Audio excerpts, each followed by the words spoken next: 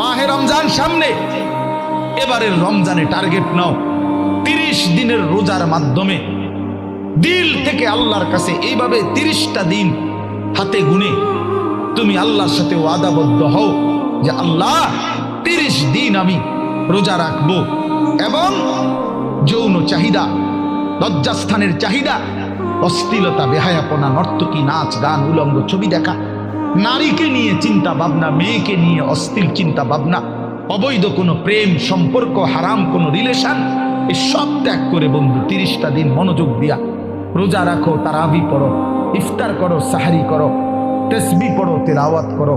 কোনো আলেমে দ্বীনের সাথে উঠা বসা করো, ইমাম সাহেবের সাথে সম্পর্ক করো। ইনশাআল্লাহ দেখবা আল্লাহ চাহে তো 30 দিনের মাথায় আল্লাহ বলেন লাআল্লাকুম তাত্তাকুন, আমি আল্লাহ ওয়াদা দিলাম মোমেন তোকে মুত্তাকি বানিয়ে দেব।